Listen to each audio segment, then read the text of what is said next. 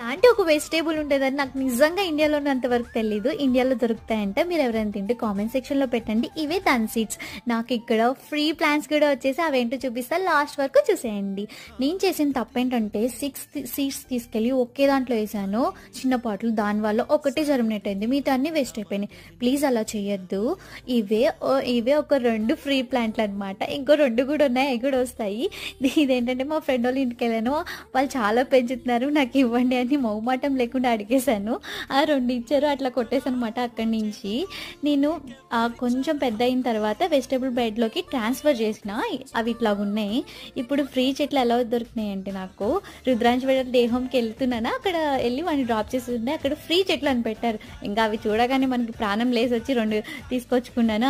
అవి ఎట్లా ఉంటాయో కూడా తెలియదు. ఒకటి రోమన్ టమాటో, ఒకటి పెప్పర్ అంటే. చూడాలి. మా గార్డెన్ అప్డేట్స్ చూడాలంటే please subscribe, like, share, comment.